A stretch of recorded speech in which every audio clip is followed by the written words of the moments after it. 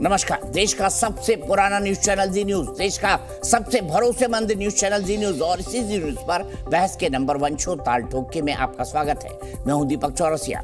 आज की बहस पर आएंगे, लेकिन सबसे पहले आज की बल्कि कहें कि अब तक की सबसे बड़ी तस्वीर भय प्रगट कृपाला दीन दयाला। जी हाँ, भगवान राम प्रकट हो गए हैं। भगवान राम की वो मूर्ति प्रकट हो गई है जिसकी 22 जनवरी को प्रधानमंत्री मोदी राम मंदिर में प्राण प्रतिष्ठा करने वाले हैं। सबसे पहले इस मूर्ति को निहारिए और इसी के साथ भव्य राम मंदिर की नई तस्वीरें भी देखिए। ये राम मंदिर का इस वक्त तक का फाइनल लुक है। तस्वीर निहार लीजिए पहले, मैं जल्दी में नहीं हूं। निहारिए, तस्वीर निहारिए।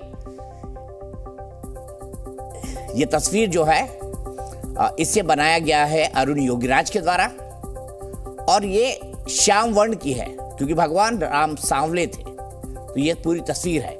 अभी जो गर्भगृह में तस्वीर रखी हुई है जिसे गर्भगृह में स्थापित कर दिया गया है, देखिए इनके हाथ में क्या है। सुदर्शन चक्र है, शंख है, ओम है, स्वास्तिक है और गदा है।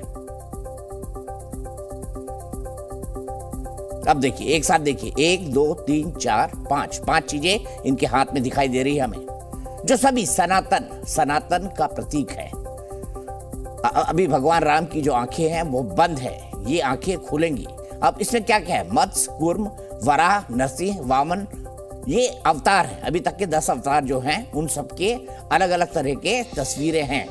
भगवान परशुराम भी है इसमें, भगवान राम भी है, भगवान कृष्ण भी है, भगवान बुद्ध भी है और कहा जाता है कि कलयुग में कल्कि अवतार का जन्म होगा तो भगवान कल्कि भी है। बहुत सारी डिटेलिंग है। भगवान विष्णु के 10 के 10 अवतार यहां पर दिखाए जा रहे हैं।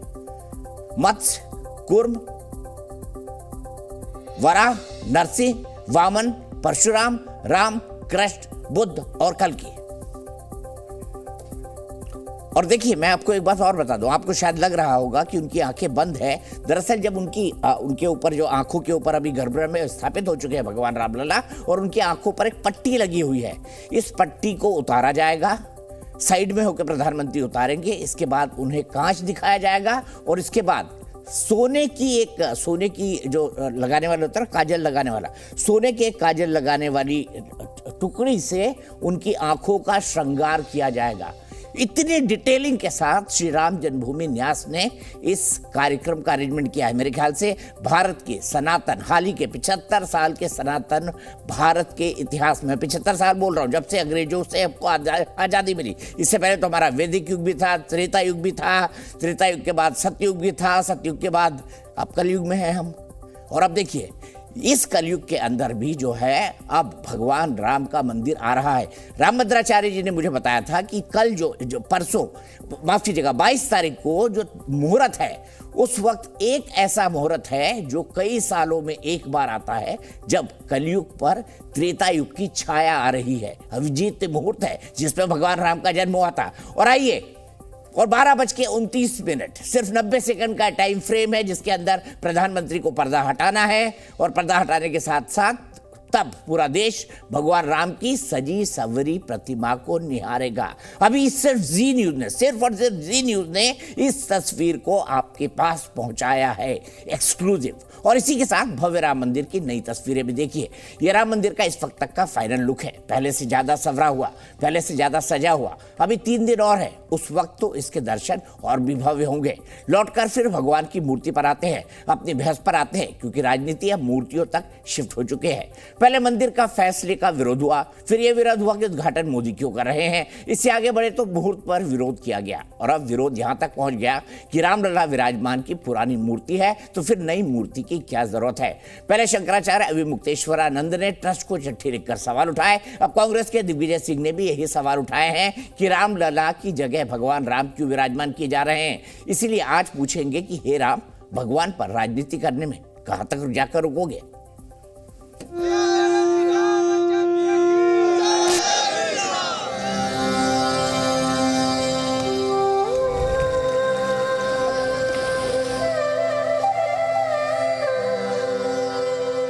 आराध्य के दर्शन टेंट में करने की दशकों पुरानी पीड़ा दूर होने जा रही है। जो इसका विरोध कर रहे हैं तथाकथित शंकराचार्य, वो पता नहीं कब से किस तरह से हर बात का विरोध करते रहे हैं। पूरे सनातन जगत की आस्था का आदर करना चाहिए। शंकराचार्य वो क्या होते हैं? तो मोदी जी का असली आचार्य है, बाकी शंकराचार्य कुछ नहीं है। पूरे समाज में रोष है, क्योंकि वो बड़े पद पर बैठे हैं, इसलिए कोई खुलकर कुछ बोल नहीं रहा है। हम भारतीयों का धैर्य देखो। इष्ट उनका हिंदू है, सनातनी है, लेकिन उनका राजनीतिक मजबूरी है कि उनको सोनिया गांधी जी की लाइन लेनी पड़ रही है, राहुल गांधी जी की लाइन लेनी पड़ रही है। दिग्विजय सिंह जी की, उनकी तो आदत ही है कुछ ना कुछ बोलने की। उनके बोलने का महत्व खत्म हो गया है। भूत पिशाच निकट नहीं आवे, महावीर जब नाम सुनावे। लेकिन उनकी गतिविधियां जो हैं वो दैव तुल्य तो नहीं है। हिंदू धर्म को चुनावी मुद्दा बनाने जा रहे हैं, आज से नहीं बराबर। बीजेपी पार्टी खुद हिंदू धर्म का धज्जिया उड़ा रहे हैं। ट्रस्ट अचानक से बीजेपी का ट्रस्ट कैसे हो गया? और संघ के लोग क्यों टिप्पणी कर रहे हैं? बीजेपी के लोग क्यों टिप्पणी कर रहे हैं? शिखा की पूजा होती है, ध्वज की पूजा होती है, तो यहाँ शिखा बना ही नहीं है, ध्वज लगाने का सवाल ही नहीं है। तो ये शंकराचार्य बोल रहे हैं, मैं नहीं बोल रहा। छोटे रामलला है जो अस्थाई मंदिर में हैं, उनको भी उसी जगह स्थान दिया गया है।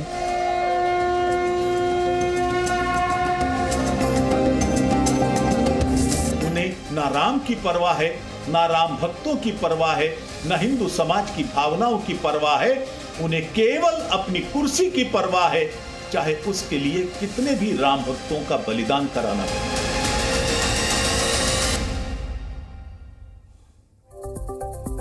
तो इसी पर बात करेंगे कौन कौन से खास मेहमान हमारे साथ जुड़ चुके हैं। मेरे साथ शलभमणि त्रिपाठी जी हैं, भारतीय जनता पार्टी के प्रवक्ता हैं। मेरे साथ किशोर तिवारी जी हैं, शिवसेना के नेता हैं। मेरे साथ श्रीराज नायर हैं, विश्व हिंदू परिषद के राष्ट्रीय प्रवक्ता हैं। मेरे साथ सारिका पासवान जी हैं, राष्ट्रीय जनता दल की राष्ट्रीय प्रवक्ता हैं। और साथ ही साथ मेरे साथ विवेक श्रीवास्तव जी हैं, लेफ्ट के नेता हैं। लेकिन सबसे पहले मैं एक बात साफ कर दूं, ये मैं अपनी जानकारी के आधार पर बोल रहा हूँ, अपने जर्नलिज्म जो मैंने किया उसके आधार पर बोल रहा हूँ। वो ये है कि ट्रस्ट ये कह रहा है कि वो मंदिर इतना बड़ा बन गया है कि वहाँ पर अगर बिल्कुल छोटी वही जो पुरानी रामलला की मूर्ति जो प्रकट हुई थी 1949 में, अगर उसको रख दिया जाएगा तो ऐसे में जो है वो दर्शन ले ही नहीं पाएंगे लोग, भक्त। इसीलिए जो 51 सेंटीमीटर की मूर्ति बनाई गई है, इसकी प्राण प्रतिष्ठा हो रहा है। ये विग्रह का रूप लेगा और जो भगवान की प्राण प्रतिष्ठित पुरानी मूर्ति है, विवेक श्रीवास्तव जी सुनिए, वो भी वहीं गर्भगृह में जगह पाएगी। समझे विवेक श्रीवास्तव जी? अब बताइए अब क्या ऑब्जेक्शन है? पहले पूजा पर ऑब्जेक्शन, क्या वैसे आपको क्या बोलना? आप ये बातें समझ नहीं पाएंगे विवेक श्रीवास्तव जी। धर्म आपके लिए अफीम की तरह है। नहीं कोई बात नहीं, सुन लीजिए, आप समझ नहीं पाएंगे विवेक भाई, धर्म आपके लिए अफीम की तरह है। आप अरे नहीं वो तो है ही, लेकिन आप ऐसा करिए फिर इसी लॉजिक से माता वैष्णो देवी की जो पिंडियां हैं वो भी बदल दीजिए आप, और उसकी जगह भी एक बड़ी मूर्ति लगा दीजिए। आप जगन्नाथपुरी चले जाइए, वहां भी शायद मूर्तियां पुरानी हो गई होंगी, छोटी हो गई, उनको भी बदल दीजिए। ऐसे तो हिंदुस्तान के अंदर जितने तीर्थ स्थान है इंक्लूडिंग पशुपतिनाथ, तो ये आप क्या सब कुछ चेंज करेंगे ज्यादा बड़ी विजिबिलिटी के लिए? क्या ये स्टैंड है सनातन धर्म का? आज तो क्लैरिफाई कर दीजिए। मेरे लिए तो रिलीजन अफीम है आप कह रहे हैं, लेकिन आप तो सनातनी हैं, तो चिंता क्यों कर रहे हैं भाई? सनातन का छोड़ दीजिए, इस पर बहस मत करिए। नहीं, मैंने आपने लॉजिक दी, मैंने उसको काउंटर किया। अब यहाँ जो सनातन, चलिए मैं जवाब नहीं देता, मैं जवाब दूंगा तो आपका और मेरा शास्त्रार्थ हो जाएगा विवेक भाई। शलभमणि त्रिपाठी से इसका जवाब ले लेते हैं। जो मुझे पत्रकार के तौर पर पता था वो जानकारी मैंने दे दी। शलभमणि त्रिपाठी जी बताइए, वो करेंगे जो किशोर विवेक श्रीवास्तव कह रहे हैं? देखिए, ये धर्माचार्यों का विषय है दीपक भाई। ये विषय दीपक चौरसिया, शलभमणि त्रिपाठी और खुद को नास्तिक कहने वाले कोई विवेक श्रीवास्तव तय नहीं करेंगे। ये हमारे संत, हमारे ऋषि, हमारे मुनि, हमारे धर्माचार्यों ने ये व्यवस्था पहली बार नहीं है। ऐसी व्यवस्था आप बहुत सी जगहों पे जाइए, आप आके विंध्याचल में देखिए, बहुत सारी जगहों पे इस प्रकार की व्यवस्था होती है कि जो दर्शनार्थी होते हैं उनके लिए एक अलग तरह की एक प्रकृति बनाई जाती है, प्रतिकृति बनाई जाती है। तो वो लोग टिप्पणी कर रहे हैं। मैं सुन रहा था इनमें से एक महोदय अपने आप को नास्तिक कहते हैं। वो कहते हैं धर्म एक अफीम है, लेकिन उनकी औकात ये नहीं है कि वो कभी मजहब को अफीम बता सके। धर्म को अफीम बताना बहुत आसान है। पूछ लेते हैं भाई, आपने बोला हाथ कंगन को आरती क्या, पढ़े लिखे को वारती क्या? धर्म आपके लिए अफीम है तो मजहब भी आपके लिए अफीम है विवेक श्रीवास्तव जी, बताइए। जी अरे भाई, मैंने तो, आपने एक तथ्य बोला, मैंने एक साइंटिफिक क्वेश्चन किया। अरे मैं तो आपसे पूछ रहा हूं, अगर धर्म अफीम है तो मजहब भी आपके लिए अफीम है, हाँ या ना? जी देखिए, वो हर चीज जो आदमी को कॉमन सेंस और वैज्ञानिक सोच से इंटॉक्सिकेट करके, सुन लीजिए ना सर, अब वो मजहब कहिए, धर्म कहिए, पंथ कहिए, जो मर्जी कहिए, अगर आपको कोई चीज कॉमन सेंस से दूर करती है और आपको विषैला बनाती है तो वो अफीम है, और उससे दूर रहना उचित है समाज के लिए। आप व्यक्तिगत जीवन में धर्म का पालन करिए, उसमें लेफ्टिस्टों को, कम्युनिस्टों को कोई गुरेज नहीं है। आप रोज पूजा करें सर, आप भगवान राम का रोज स्मरण करें, आप रोज ध्यान लगाएं, और आप दसियों बार जो मुसलमान है नमाज पढ़ें, कोई प्रॉब्लम नहीं है। सड़क पे ला करके डीजे बजा के प्रदर्शन मत करिए और वैमनस्य मत करिए समाज में, इससे हमें गुरेज है, इससे हमें परहेज करना चाहिए। ठीक है, जो ऑनरेबल प्राइम मिनिस्टर कर रहे हैं। जी दीपक जी, मैं यही कह रहा हूं, मैं तो यही कह रहा हूं कि विषय उनका कतई नहीं है जो खुद को नास्तिक कहते हैं, बड़े गर्व के साथ कहते हैं मैं नास्तिक हूं। तो आपको क्या मतलब भाई, आप कौन होते हैं बोलने वाले? हमारा मंदिर है, हमारे लोगों का मंदिर है, हमारे कारसेवकों ने बलिदान दिया है, हमारे पूर्वजों ने बलिदान दिया है, सैकड़ों हजारों लोगों ने अपनी कुर्बानियां दी हैं, और हमारे समाज के लोग पूरे उत्साह के साथ, पूरे उमंग के साथ आज राम मंदिर का वहां पर देखने जा रहे हैं, कार्यक्रम होने जा रहा है, राम मंदिर में प्राण प्रतिष्ठा होने जा रही है, तो करने दीजिए। हमारे धर्माचार्यों को तय करने दीजिए, हमारे विद्वानों को तय करने दीजिए, हमारे ऋषियों मुनियों को तय करने दीजिए। आप इसमें बीच में कहां से चले अपनी टांग फंसाने? आपको जब बोलना हो, आपको जहां बुलाया जाए आप वहां बोलिएगा, लेकिन जितनी आसानी से आप हमारे धर्म के बारे में बोल लेते हैं, उतनी आसानी से आप मजहब के बारे में नहीं बोल पाते। अभी दीपक जी ने आपसे सवाल पूछा तो आप दाएं बाएं झांकने लगे कि नहीं साहब ऐसा है वैसा है, लेकिन मैं आपसे सिर्फ इतना निवेदन करूंगा कि रंग में भंग मत डालिए। इस वक्त आज दीपक जी ने जो तस्वीर दिखाई है, दीपक जी आपकी जो आपके टेलीविजन पे हम सब देख रहे हैं, हम सबके लिए बहुत भावुक क्षण है, और हम तो कोटि कोटि धन्यवाद देंगे अपने पूर्वजों को, हमारी जो पीढ़ियां बीती हैं, जिन्होंने इस बात की प्रतीक्षा में अपना जीवन गुजार दिया कि कब ये फैजाबाद अयोध्या होगा, कब वहां पर भगवान राम का मंदिर बनेगा। तो निश्चित तौर पर हमारे लिए आज बहुत स्वर्णिम काल है, हमारे लिए बहुत स्वर्णिम दिन है, अमृत काल है। इस रंग में भंग डालने की कोशिश मत करिए, क्योंकि आपकी कोशिश से कुछ होगा नहीं, आप जरूर बेनकाब होंगे, क्योंकि इस वक्त पूरा देश नहीं, पूरी दुनिया के राम भक्त उत्साह और उमंग में डूबे हुए हैं। उनको पता है कि ये भगवान राम ने चाहा है, तभी आज भगवान राम का मंदिर बन रहा है। और प्रधानमंत्री जी को कोटि कोटि धन्यवाद। प्रधानमंत्री जी का ऋणी रहेगा यह पूरा देश, प्रधानमंत्री जी का कर्जदार रहेगा पूरा यह देश, कि जिस प्रकार से उनके नेतृत्व में आज एक प्रकार से सनातन को इस ऊंचाई तक उन्होंने पहुंचाया है कि आज हिंदू समाज के लोग, सनातनी, इस बात को अपनी आंखों से देख पा रहे हैं कि भगवान राम के जिस मंदिर को बहुत बर्बरता के साथ ध्वस्त किया गया था, आज हमारी पीढ़ी अपने आप को सौभाग्यशाली मानती है कि प्रधानमंत्री श्री नरेंद्र मोदी जी के नेतृत्व में आज हमारी आंखों के सामने भगवान राम का मंदिर बन रहा है। आप कहते रहिए, आप बुराई करते रहिए, आप रंग में भंग डालने की कोशिश करते रहिए, लेकिन हमारे उमंग और उत्साह को आप कम नहीं कर पाएंगे। ठीक है, सारिका पासवान जी के पास चलता हूँ। सारिका पासवान जी, निषाद राज को राज दिया, गले से लगाया, निषाद राज उनके साथ पड़े, उन्होंने भगवान, अच्छा विवेक तो कुछ कह रहे हैं, फिर मैं सारिका पासवान जी के पास जाऊंगा। विवेक जी कह लीजिए, जोड़ लीजिए अपनी बात। 10 सेकंड श्रीमान जी। नहीं, ये 10 सेकंड में यही कहूंगा, ये रैली का भाषण इन्होंने दे दिया शलभ मणि जी ने, और सुना भी नहीं मुझे। मैं तो कह रहा था साहब, मेरा आप भी रैली कर लीजिए यहाँ पे, वैसे भी आपको आजकल सुनने कोई आता नहीं लेफ्ट वालों को। नहीं कर लीजिए आप भी 1 मिनट बोलिए। शंकराचार्य को भी मैं पूरे 50 मिनट आपको समर्पित करता हूँ। नहीं, शंकराचार्य को नहीं, मैं समय ज्यादा नहीं लूंगा, 10 ही सेकंड लूंगा। मैं कह रहा हूं शंकराचार्य को भी हिंदू समाज से शलभ मणि जी ने बाहर कर दिया। शंकराचार्य प्रश्न नहीं पूछ सकते हैं कि मूर्ति का रिप्लेसमेंट क्यों हुआ, आप बोले ना, लॉजिक नहीं है आपके पास, उत्तर नहीं है शलभ मणि जी के पीछे। रैली की तरह भाषण दिया जा रहा, answer the Shankaracharya, the question is from Shankaracharya, मेरा प्रश्न नहीं है। उन्होंने कहा है मंदिर में मूर्ति का रिप्लेसमेंट क्यों हुआ, आप दीजिए ना उत्तर शंकराचार्य को, या बोल दीजिए शंकराचार्य की आवश्यकता नहीं है, बोल दीजिए इज नॉट नीडेड, और चारों को आने की कोई आवश्यकता नहीं है। क्या स्टैंड है आपका?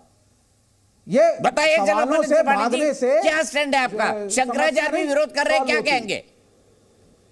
दीपक जी, मैं कौन होता हूं? यही प्रश्न पूछा ना मैंने, पूछा है, जवाब तो ले लीजिए। मैं कोई नहीं होता बाहर करने वाला, लेकिन ये समय, ये सनातनी समाज जो है वो खुद अपने आप ऐसे लोगों को छांट के बाहर कर देगा जो इस वक्त रंग में भंग डालने का प्रयास कर रहे हैं। आप जैसे लोग भी जो टीवी चैनलों पर बैठ के बड़े गर्व के साथ कहते हैं मेरा नाम विवेक श्रीवास्तव है और मैं नास्तिक से एक प्रश्न पूछा। अरे दीपक जी को रोकिए, ये बड़ी सुंदर तस्वीर आ रही है। चलो अभी 1 मिनट रुक जाइए। एक बड़ी सुंदर कार में कुछ देर पहले की तस्वीरें हैं, अभी आ रहे हैं। योगी देखिए, योगी जी आज बहुत एक सुंदर सी कार में जो है घूम रहे हैं, ये तस्वीरें आ रही हैं आरती उतारते हुए। ये हवन कुंड दिखाई दे रहा है और ये महादेव मंदिर, ये भी अयोध्या का है। यहाँ पर भी वो पूजा करते हुए हनुमानगढ़ी भी गए थे वो। ये देखिए, ये हनुमानगढ़ी की तस्वीर है। पीछे महंत राजू दास दिखाई दे रहे हैं। इन्होंने तैयार, देखिए यहाँ पे ये हवन कुंड बनाए गए हैं जहाँ पर तमाम लोग हवन, तमाम हमारे साधु संत ऋषि मुनि जो भी पहुंचेंगे वो यहाँ पर हवन करेंगे। और ये शानदार सी एंटीक कार के अंदर अयोध्या शहर को देखते हुए योगी आदित्यनाथ जी। जी कौन बोल रहा था अभी? विवेक श्रीवास्तव जी। हाँ दीपक भाई मैं बोल रहा था। सॉरी। अच्छा, ये समय विवेक जी ऐसे हर व्यक्ति को छांट कर किनारे कर देगा और इतिहास लिखा जाएगा, बहुत स्वर्णिम इतिहास लिखा जाएगा। और ये देश, ये समाज, ये सनातनी लोग, उन लोगों को छांट के बोलने दीजिए उन लोगों को छांट के प्रश्न का उत्तर नहीं दिया का प्रयास किया, जिन्होंने पूरे उत्साह भरी करेंगे आप यहाँ बैठ के टीवी पर मौके पर कुछ बुरा कहा, कुछ भला कहा, कुछ अनावश्यक कहा। मुझे बाहर करने की आवश्यकता नहीं है। ये पीढ़ियां, ये समाज ऐसे लोगों को चिन्हित कर रहा है विवेक जी। और आप जैसे लोगों को तो बोलने का इसलिए अधिकार नहीं क्योंकि आप कहते हैं विवेक श्रीवास्तव मेरा नाम है, मैं नास्तिक हूं। तो किसी नास्तिक को हमारे धर्म के बारे में बोलने की कोई जरूरत नहीं है। अगर आपकी इतनी हिम्मत है तो जाके किसी मजहब के बारे में बोलकर आइए। का नाम लिया प्रभु जी, अच्छी बात है। शंकराचार्य भी चुप रहेंगे इस देश में, के बारे में नहीं बोल सकते। आप जैसे नास्तिक को जो अपना नाम विवेक श्रीवास्तव लिखता है और बोलता है कि मैं नास्तिक हूं, तो आप बड़ी बात करें। मैंने शंकराचार्य को कोट किया है, आपके पास उत्तर नहीं है। भाजपा के लिए वोट मांगने आप उतरे हैं राम के नाम पे। वहां पे ऑनरेबल प्राइम मिनिस्टर ने धर्म गुरुओं को आप झूम से जुड़े हुए हैं। आप जैसे तेज बोलेंगे आपकी आवाज कट जाएगी। प्लीज, आप बहुत अच्छी तरह तकनीक को समझते हैं शलभ भाई। आप जैसे ही तेज बोलेंगे, आगे होके बोलेंगे, आपकी आवाज, ये देखिए बहुत मनोहर तस्वीर आ रही है इस वक्त। मनोहर तस्वीर श्री राम मंदिर की, भव्य श्री राम मंदिर की मनोहर तस्वीर सामने आ रही है। देखिए लाइटिंग कर दी गई है, लाइट्स लगा दी गई हैं। तो दीपावली आज से ही शुरू हो गई है। तो आज है शुक्रवार, कल है शनिवार, रविवार, सोमवार और उसके बाद आखिरी दिन, 5 दिन की है दीपावली। लेकिन ये देश अब लगता है हर दीपावली में साल में 2 दीपावली मनाएगा। एक 22 जनवरी को मनाएगा और एक उस दिन जिस दिन दीपावली होती है हमारे नक्षत्रों के हिसाब से। जी शलभ जी। नहीं दीपक जी, मैंने अपनी बात कह दी। आप सारिका जी से आप कुछ पूछ रहे थे? हाँ, सारिका जी के बाद। सारिका जी खुश हैं आप ये मंदिर, भव्य मंदिर देख के? सारिका जी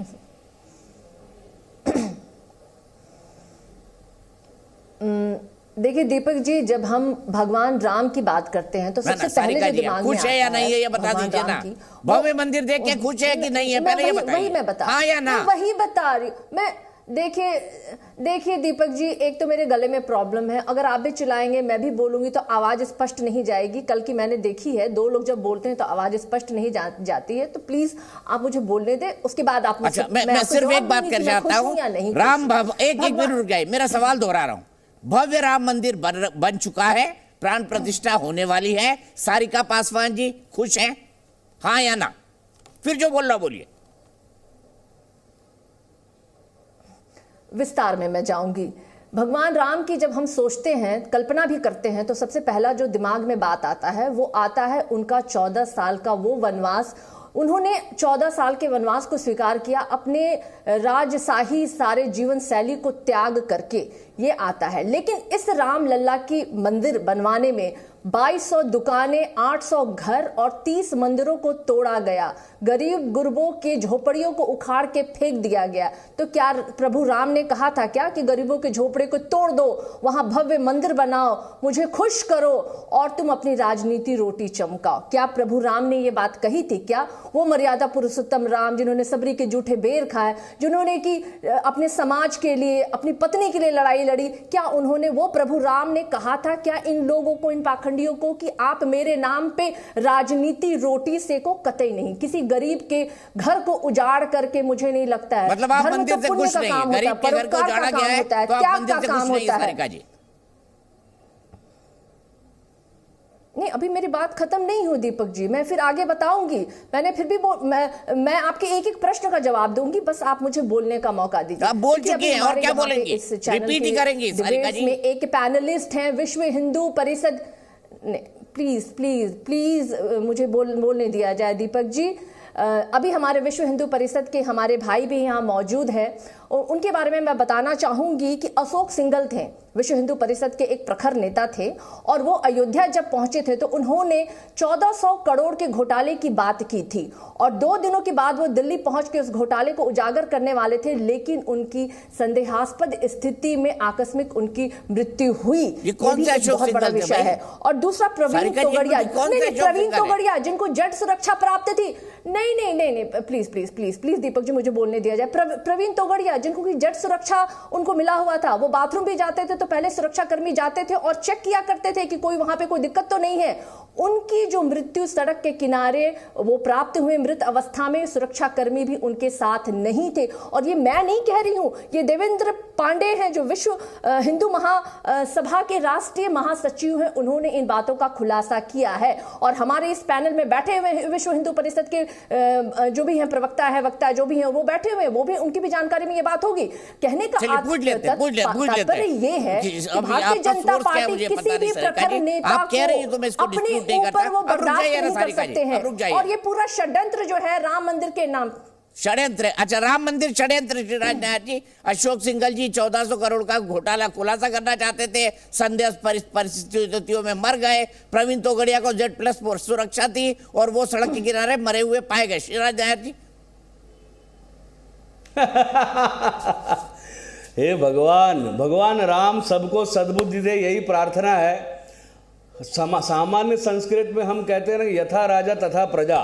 अब 9वीं फेल व्यक्ति को जिसको अपना नेता मानना पड़े यहाँ मैडम को, तो वो यही करेंगे जो एक 9वीं फेल जो उनके नेता हैं तेज प्रताप यादव, तो उनसे अपेक्षा भी यही की जा सकती है। डॉक्टर प्रवीण तोगड़िया जिंदा है, वो कहाँ मृत पाए गए और किस प्रकार से अशोक सिंघल जी की कहाँ इन्होंने कहानी पढ़ी, ये मन गढ़ इस प्रकार की मूर्खतापूर्ण बातें कर क्या साबित करना चाहते हैं। आज देखिए, मैं नैरेटिव बदलने के लिए मैं इनको कोई अवसर दूंगा नहीं। आपने स्वयं अपने फुटेज चलाए, भगवान श्री राम की आपने वहाँ के अपने प्रतिष्ठा दिखाई, आपने वहाँ योगी जी भ्रमण कर रहे हैं वो दिखाया। इतना अच्छा वातावरण, यहाँ पे मेरे साथी पैनलिस्ट आपको भी जोड़ करके सब उत्तर भारत से हैं। मैं अकेला केरल से हूँ। यहाँ पर मैं केरल से, और जिस गांव से आता हूँ 1000 साल से भी पुराना भगवान श्री राम का मंदिर है। आज मैं अभी मुंबई से बात कर रहा हूँ आपसे। मैं जिस कैबिन में बैठा हूँ, बाहर मेरे को रोड दिख रहा है, हर ऑटो रिक्शा जो जा रहा है भगवान राम का ध्वज लेके चल रहा है। यहाँ पे कॉर्पोरेट हाउसेस, झुग्गी झोपड़ी से लेके हाई राइजेस, सारे सभी जगह हर्षोल्लास मनाया जा रहा है। और दुख की बात देखिए, इनकी हालत देखिए। ये लालू प्रसाद यादव जी वही थे जिन्होंने लाल कृष्ण आडवाणी जी का रथ रोका था, और उसके बाद आज लालू प्रसाद यादव जी की हालत क्या है? 2 बच्चे 10वीं तक पास नहीं कर पाए, और ये इनके नेतागण इस प्रकार से बेहुदा ओछी बात कर रहे हैं। जीवित व्यक्ति को मृत बता रहे हैं। प्रवीण तोगड़िया जी जीवित हैं, आज शायद 99% वो स्वयं भी आएंगे। और स्वर्गीय अशोक सिंघल जी ने कभी ऐसी कोई बात नहीं की। अगर वो ऐसी बात करे, दिखा दे कहीं पर भी, तो मैं मान जाऊंगा। इस प्रकार नेगेटिव बोला है उन्होंने, स्वयं अपने आप को गलत बोल रहे हैं आप। मत करिए मैडम, खंडन किया है उन्होंने प्रधानमंत्री का भी। आप जैसे आपके तेज सारिका जी, ये जानकारी कहाँ से लाई कि अशोक सिंघल ये खुलासा करना चाहते थे और प्रवीण तोगड़िया जी की डेथ हो चुकी है संदेहास्पद परिस्थितियों में? ये कहाँ से? ये कोई मून मिशन था, नासा ने भेजा था जिससे मालूम पड़ा आरजेडी को? मूर्खता का प्रमाण क्यों? वैसे भी इसरो ने चंद्रयान भेजा था, तो आपके प्रवक्ता ने कह दिया था नासा को बधाई। आपके प्रवक्ता थे, वो चंद्रयान भेजने में नासा को बधाई दे रहे थे। प्रवीण तोगड़िया जो है ना, घायल अवस्था में सड़क के किनारे प्राप्त हुए थे। नहीं, प्रवीण तोगड़िया जी घायल अवस्था में सड़क के किनारे प्राप्त हुए थे और मृत बोला था आपने, अब घायल अवस्था में सड़क के किनारे हुई थी। अशोक सिंघल जी की मृत्यु हुई थी। मैं पुनः अपनी बातों को यहाँ करेक्ट कर रही हूँ। अशोक सिंघल जी की मृत्यु हुई थी और प्रवीण तोगड़िया जी घायल अवस्था में सड़क के किनारे पाए गए थे और उनके साथ उनके सुरक्षा कर्मी नहीं थे। ये मैं बोलना चाह रही थी। और ये जो बीएचपी वाले अभी हमारे भाई अभी तो आप पलट गई सारिका जी, अभी कह रहे प्रवीण तोगड़िया मर गए, अभी आपने जिंदा कर दिया प्रवीण भाई को। अरे धन्य है सारिका जी, ऐसा ना करिए, याद दिला दिया इन्होंने। अरे ऐसा ना करिए सारिका जी, इतना अत्याचार मत करिए। मैंने अपनी बातों को करेक्ट किया, मैंने अपनी बातों को करेक्ट किया। अरे पहले ही आप गलत बोल रही थी, अब फिर गलत बोल रही है। अशोक सिंघल जी मृत पाए गए थे, अशोक सिंघल जी मृत पाए गए थे। अरे अशोक सिंघल जी वैकुंठ लोग चले गए मैडम, और पूरी भारतीय जनता पार्टी ये अंतिम संस्कार में शामिल हुई थी। जो प्राण सारिका जी, सारिका जी, ये बात थी। अरे मैं पूरा देश हंस रहे हैं आपको मैडम जी, पूरा देश हंस रहा है। सारिका जी मैं आपको डिफेंड करूं तो कैसे करूंगी? आप एक्चुअली दोस्तों की गलत है। ये नौवीं फेल नेताओं को छोड़िए, प्रवीण तोगड़िया जी से पूछ लीजिए कि वो सड़क के किनारे घायल अवस्था में मिले थे या नहीं मिले थे।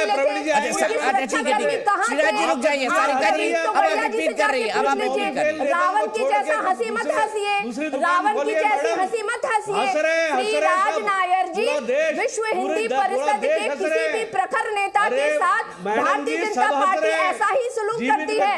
मैं उन चमचों और गुर्गों की बात नहीं कर रही हूँ। श्री राज नायर जी आपके जैसे चमचों और गुर्गों की बात नहीं कर रही हूँ। मैंने शिकायत को भी रोका था। वो सच्चा नेता है, उसको भारतीय जनता पार्टी कतई पसंद नहीं करती है। और वो हमने देखा है कि किस तरीके से प्रवीण तोगड़िया जिनको की जेट सुरक्षा प्राप्त था और वो सड़क के किनारे घायल अवस्था में उनके साथ मार दिया था आपने सारिका जी उनको। ठीक है मैं आगे बढ़ रहा हूँ। सारिका जी देखिए, मुझे ये कहने का कोई हक नहीं, लेकिन एक प्रवक्ता के तौर पर आपको फैक्चुअली तो करेक्ट होना चाहिए। आप अशोक सिंघल जी के बारे में क्या क्या बोल रही हैं, प्रवीण भाई के बारे में क्या क्या बोल रही हैं? जो जिंदा है उसको मार दिया, जिसने कभी कोई आरोप लगाया ही नहीं, भारतीय जनता पार्टी के बारे में कुछ बोला ही नहीं, जिसने अपनी पूरी जिंदगी मंदिर बनाने में खपा दी, उस पर आप बोल रही कि वो 1400 करोड़ के घोटाले। अरे किशोर तिवारी जी बताइए ना इनको, अपने सहयोगी गठबंधन को समझाइए ना। अरे सारिका जी रुक जाइए प्लीज, रुक जाइए। ये किशोर तिवारी, ये सारिका जी जो बोल रही है ठीक है क्या? श्रीराज जी रुक जाइए। इंडिया अलायंस के हमारे किशोर भाई हैं, वो सारिका जी को दुरुस्त करेंगे। किशोर भाई और सारिका जी को दिखाइए, मुझे मत दिखाइए। किशोर भाई, ये सारिका हमारी बहन ठीक बोल रही हैं अशोक सिंघल जी के बारे में, डॉक्टर प्रवीण तोगड़िया के बारे में। पहले तो इन्होंने प्रवीण तोगड़िया को मार दिया, फिर घायल कर दिया। अशोक सिंघल जी पे बोल रही है कि अशोक सिंघल जी की संध्यादस्पद परिस्थितियों में मौत हो गई। ये देखिए, आप भी गायब हो गए किशोर तिवारी जी। जैसे ही आपने इंडिया अलायंस का नाम सुना और आरजेडी का नाम सुना, आप गायब हो गए। नहीं, मैं हूँ भैया, मैं हूँ जी।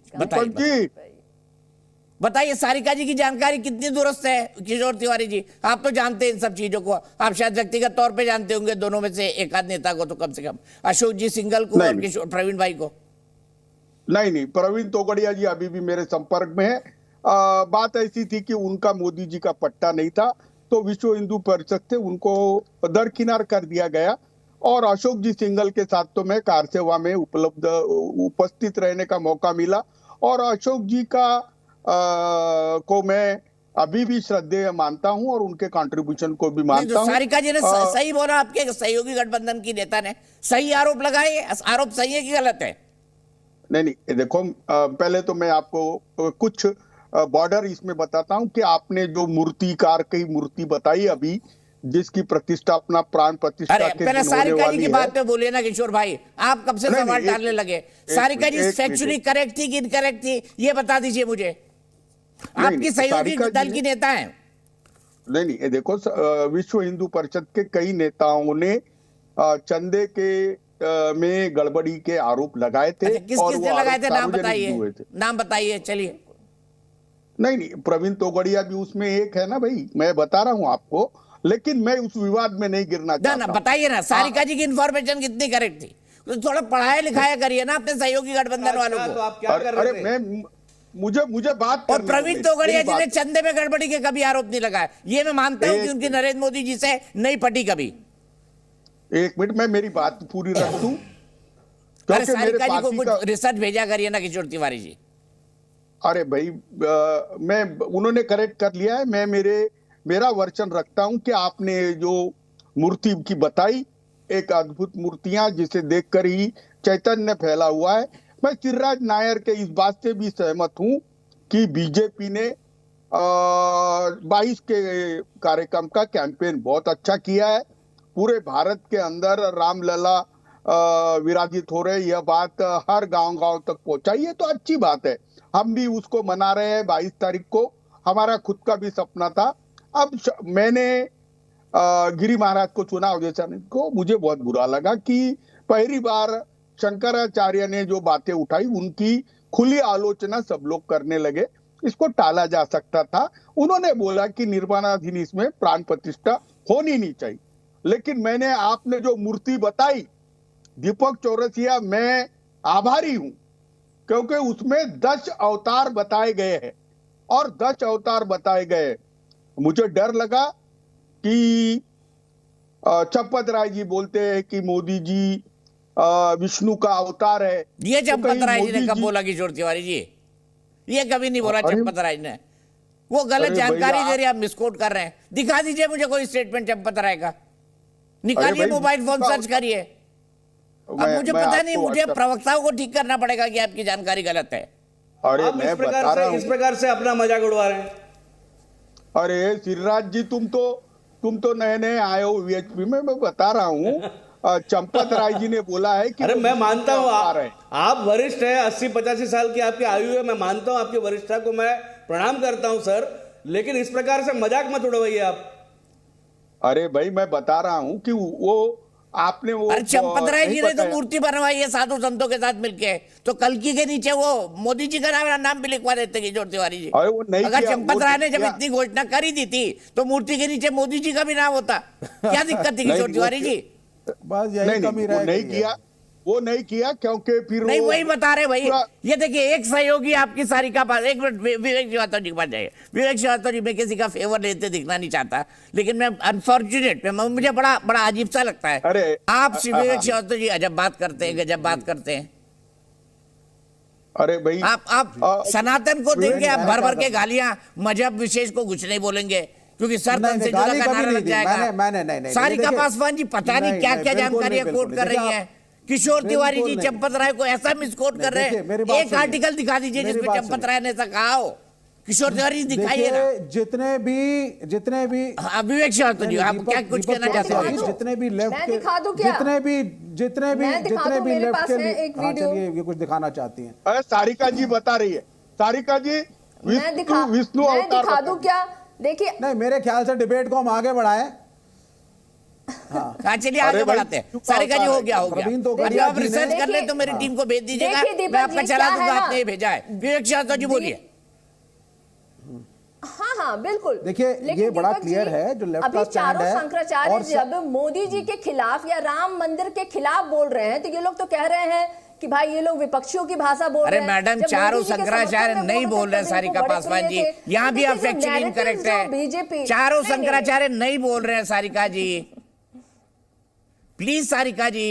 नहीं, देखिए, प्रथम चारों शंकराचार्य जी ने बोला था। दीपक जी, आपने भी कवरेज किया है और तमाम चैनलों पे चल रहा था। अरे चारों शंकराचार्य ने नहीं बोला सारिका जी, पहले दिन से नहीं बोला। अब पता नहीं कहाँ की जानकारियां कोट कर रही हैं। दीपक जी, देश के प्रधानमंत्री जी जो कह रहे थे कि 1 इंच भी चीन के जो सैनिक है वो भारत में प्रवेश कहाँ से आ गया राम मंदिर में? वही चीन के जो नेता है वो चीन राम मंदिर में कहाँ से आ गया सारिका जी? भी प्रकाश डालिए। क्यों नहीं आप डिबेट करें? क्यों नहीं? देश की बात है, बहुत डिबेट करी सारिका जी। और देश की बात महत्वपूर्ण है कि सरहदों पे चाइना के लोग कैसे आरएसएस के दफ्तर में पहुंच जा रहे हैं। विवेक श्रीवास्तव जी से पूछिए और पूछिए इनसे। देश प्रथम है। विवेक श्रीवास्तव जी बताइए, अपने सहयोगी गठबंधन को जवाब दे दीजिए। चाइना का लोग पहुंच जा रहे हैं, जो प्रधानमंत्री विवेक श्रीवास्तव जी बताएंगे। वो लेफ्ट के नेता है। सारिका जी रुक जाइए एक मिनट। सारिका जी, लेफ्ट के नेता से पूछ लीजिए ना, चाइना ऐसा क्यों कर रहा है भाई? सारिका, मैंने तो लेफ्ट के नेताओं के बारे में सुना था कि चाइना में बरसात होती है, वो जो है AK गोपालन भवन CPI में छाता निकाल लेते हैं। बरसात चाइना में होती है, छाता भारत में निकलता है। नहीं, यही है लेफ्ट की सरकार है। कवर तो आपने भी CPI, नहीं ऐसा नहीं। अरे मैंने बहुत कवर किया CPI CPM को सर। पहले तो आप भी हरिकिशन सिंह सुरजीत के जमाने में और AK गोपालन भवन में जब AV वर्धन बैठते थे उनके, अपने कम्युनिस्ट भवन में जब AV वर्धन बैठते थे उनके जमाने में बहुत कवर किया है मैंने। चीन में बरसात होती थी, आप दिल्ली में छाता निकाल के घूमते थे। आप तो नहीं ऐसा नहीं है, और ये ऐसा नहीं है। CPI CPM अच्छा, छाता नहीं निकालते होंगे तो रेनकोट पहन लेते होंगे। इलेक्शन हम लड़ते हैं और सत्ता में आना चाहते हैं। नहीं, बिल्कुल नहीं सर, इलेक्शन लड़के जीतते हैं। इलेक्शन में लोगों का प्रेम होता है तो सत्ता में आते हैं। कई बार सीटें कम, कई बार सीटें ज्यादा। सरकारें बनवाई हैं तब आप भी कवर करते थे 2004 से 2009। उसके बाद भी आज भी 16 एमएलए हैं हमारे बिहार में भी, अभी बढ़ रहे हैं, तो ऐसा नहीं है। तो देखिए लेफ्ट तो रहेगा और पृथ्वी पे हमेशा रहेगा जब तक इकोनॉमिक डिस्पैरिटी, अमीरी और गरीबी का फर्क लोगों में रहेगा। तो लेफ्ट को आप नहीं हटा सकते, ना नकार सकते हैं। अभी ठीक है, आप धार्मिक उन्माद फैला करके, लोगों को इंटॉक्सिकेट करके, बेवकूफ बना के वोट जरूर मांग सकते हैं जैसे बीजेपी कर रही है। हम किसी धर्म के खिलाफ नहीं है, लेफ्ट का स्टैंड बड़ा क्लियर है। आत्मा और परमात्मा के बीच का रिश्ता है, सीताराम येचुरी को कोट कर रहा हूं, ट्विटर पे चेक कर सकते हैं, उन्होंने ही कहा है। ये व्यक्तिगत एक विषय होता है, आप अपनी पूजा करिए, साधना करिए, बट पॉलिटिक्स के अंदर, रिलीजन के अंदर, सोशल लाइफ के अंदर धर्म को लाना ये गलत है। यहां पे धर्म अफीम का काम करती है, लोग एक दूसरे से लड़ते हैं, वैमनस्य फैलता है, हिंदू वर्सेस मुसलमान होता है, और सुप्रीम कोर्ट को मानते हैं जो पाकिस्तान में गलतियां करी हैं हम ना, बिल्कुल मानते हैं सर, बिल्कुल मानते हैं। सुप्रीम कोर्ट ने मंदिर बनाने का फैसला किया, उसको सबने स्वागत किया, कोर्ट के फैसले का सबने स्वागत किया। प्राइम मिनिस्टर के इन्वॉल्वमेंट के हम खिलाफ हैं। ना ठीक है, प्राइम मिनिस्टर का सही बात बोल रहे हैं, मैं एग्री कर रहा हूं, आपकी बात से एग्री कर रहा हूं। आपको पता है कि सूत्रवाक्य क्या है सुप्रीम कोर्ट का? आपको पता है सुप्रीम कोर्ट का सूत्रवाक्य क्या है? नहीं आप नहीं, देखिए मैंने क्या लिखा है सुप्रीम कोर्ट में? छोड़िए, जो मैं बता रहा हूं उसका। मैंने क्या लिखा है सुप्रीम कोर्ट में? यथो धर्म ततो जया, जहां धर्म होगा वहीं न्याय होगा। नहीं वो ठीक है, दैट इज, वो धर्म की परिभाषा क्या है? कम्युनिस्टों से बड़ा कर्मयोगी है कोई? लिखा है जो धारण कर्मयोगी होना धर्म नहीं है। जो आप अपने शरीर पे धारण करते हैं, जो कर्तव्य आप धारण करते हैं, वो धर्म है विवेक श्रीवास्तव जी। धर्म की कोई संकीर्ण परिभाषा नहीं है। मजदूरों के बीच में जाकर के काम करना, आप सुनिए, नहीं और समझा दूं मैं आपको, और आप लोग कहते हैं धर्म निरपेक्षता, धर्म निरपेक्षता, आपके मुंह का, आपके जबान की क्या, आपके जबान का क्या धर्म है? बोलने में मदद करना और खाना खाने में मदद करना और आपको स्वाद के तंतु बताना। अगर आपकी जबान धर्म निरपेक्ष हो गई तो विवेक श्रीवास्तव क्या करेंगे? अपना धर्म ही भूल गई तो विवेक श्रीवास्तव क्या करेंगे? बताइए। आप जिस चीज की बात कर रहे हैं, आप जिस चीज की बात कर रहे हैं, धर्म का मतलब function, what is the function of the tongue? जबान का फंक्शन क्या है? जबान की ड्यूटी क्या है? जबान किस कार्य में आती है? यही धर्म है, धर्म से कंफ्यूज मत यही धर्म है मेरे भाई विवेक श्रीवास्तव जी, यही धर्म है जो धारण किया जाता है, वो धर्म है। धर्म होता है, आपको बता देता हूं धर्म क्या होता है। धर्म वो होता है जो कम्युनिस्ट करते हैं, जो लड़े दीन के हित सूरा सोई, ये धर्म की परिभाषा है। और कम्युनिस्टों से बड़े कर्मयोगी कोई नहीं है।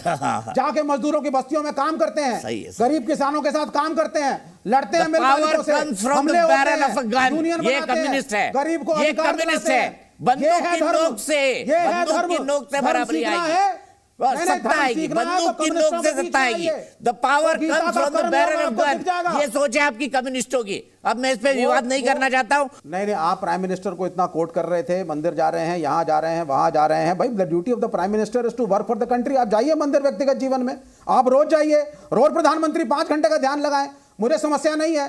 सड़क पे ला करके जब आप राम मंदिर में चले जाते हैं, एरोनॉटिकल इंजीनियरिंग और वोट मांगते हैं, करके आया है, और वोट मांगते हैं। बता दीजिए क्या है वो एरोनॉटिकल इंजीनियरिंग इंस्टीट्यूट जहां पे प्रधानमंत्री ने उद्घाटन किया? नहीं है, प्राइम मिनिस्टर, वो धर्म की भी बात करते हैं। प्राइम मिनिस्टर ऑफिस डिफंक्ट बढ़ा हुआ है। अच्छा। हाँ, पूरे देश में 2024 की तैयारी चल रही है, शंकराचार्यों का बहिष्कार हो गया है और प्रधानमंत्री ने प्रीपोन करके 17 अप्रैल से 22 जनवरी करके वोट मांगने की एक नीति खेली है। और विवेक श्रीवास्तव जी प्लीज चाइना का आह्वान मत कर देना आप कि भारत के प्रजातंत्र को आगे सुधारिए। चाइना कहां से? यूरोप का आह्वान तो कर चुके थे एक आपके सहयोगी दल के नेता कि चैंपियंस ऑफ डेमोक्रेसी क्या बोल रहे हैं। देश को तो देश की जनता ही सुधारेगी। हाँ, वो ठीक है, चुनाव की तैयारी कर रहे हैं प्राइम मिनिस्टर, राम के नाम पे, मूर्ति के नाम पे, मंदिर के नाम पे, चंपत राय के नाम पे मांगेंगे वोट, गली गली घूमेंगे, अक्षत यात्रा, ये यात्रा, वो यात्रा, कोई डेवलपमेंट पे कंसंट्रेशन नहीं है, कोई स्कीमें नहीं, कोई कुछ नहीं। प्रधानमंत्री ने इस मंदिर में मत्था टेका, प्रधानमंत्री ने उस मंदिर में मत्था टेका, प्रधानमंत्री यहां तीर्थ यात्रा कर रहे हैं। अरे आप साधु बनिए ना, आप धर्मगुरु क्यों नहीं बनते हैं? धर्मगुरु का भेष बना करके वोट मांगने निकल गए प्रधानमंत्री, पॉलिटिशियन बन गए, धर्मगुरु बन गए। धर्म अफीम है तो ऐसे देश की बात क्यों करते हैं भाई? जब धर्म अफीम है तो धर्मगुरु की बात क्यों कर रहे हैं आप? मैं कहता हूं अगर प्राइम मिनिस्टर एक स्पिरिचुअल आदमी है तो स्पिरिचुअलिटी को 100% जीवन में क्यों नहीं धारण किया?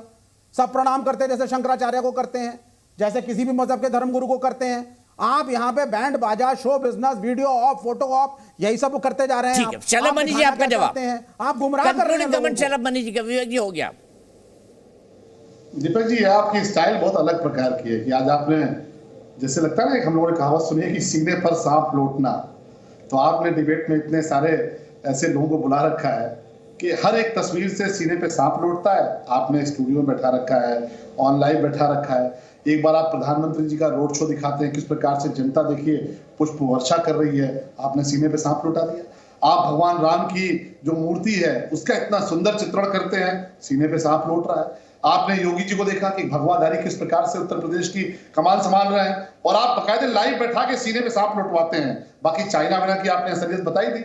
मैं तो सिर्फ एक बात जानता हूं कि देखिए, कितना भी आप रंग में भंग डालने का प्रयास कर लीजिए, सनातनी इस वक्त उल्लास और उमंग के माहौल में, एकदम उल्लास और उमंग के माहौल में, और आप कुछ भी कर लीजिए, आपकी जो पोल पट्टी है उनकी नजर में खुल चुकी है। कितनी हैरानी वाली बात है दीपक भाई कि जो लोग ये कहते थे भगवान राम काल्पनिक है, जो लोग ये कहते थे राम सेतु को तोड़ दो, जो लोग कोर्ट के भीतर, आपने तो कवर किया है, मैंने देखा आपको कवर करते हुए, हम सब साथ में कवर करते थे, जो लोग रामद्रोही लोग कोर्ट के भीतर खड़े होकर कहते थे कि भगवान राम का कोई वजूद नहीं है। आप सोचिए कि मुकदमा कैसे चलता था। श्री राम लला विराजमान बनाम कपिल सिब्बल बनाम फला बनाम बाबरी एक्शन कमेटी। राम लला जी खुद विराजमान होते थे कोर्ट के भीतर, खुद जाकर अपना मुकदमा लड़ते थे, खुद जाकर अपनी गवाही देते थे, अपने सबूत देते थे, और उनके पक्ष में धर्माचार्य जुटते थे कि नहीं, हमारे भगवान राम लला है। और ये सारे के सारे बैठ के जो आज ये बता रहे हैं कि मूर्ति ऐसी होनी चाहिए, मंदिर ऐसा होना चाहिए, मुहूर्त ऐसा होना चाहिए, ये वही थे जो खड़े होकर कहते थे कि नहीं, राम लला कोई वजूद नहीं है, राम लला का तो कोई वही नहीं, काल्पनिक है। सवाल ये कि राम तो सबके हैं, राम तो सबके हैं, पर भगवान राम लला के खिलाफ जो 36 के 36 वकील खड़े होते थे, वो वकील किसके थे? वो वकील इन्हीं चाइनीजों के थे। यही जो चाइना के लोग हैं, चाइना के पिट्ठू, इनके वकील थे। कांग्रेस के लोग थे, उनके वकील थे।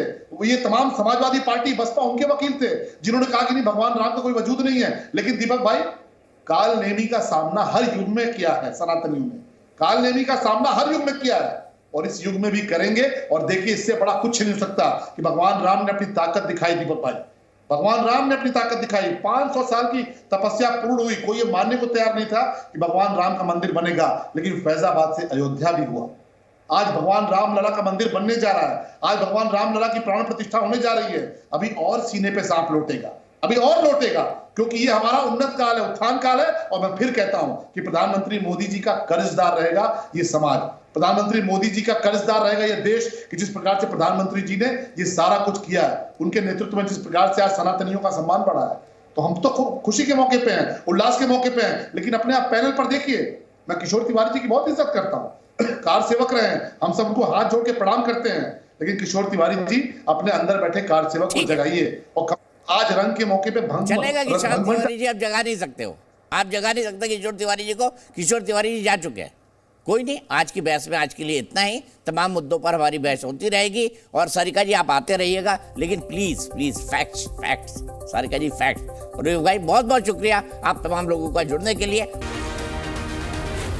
जी न्यूज़।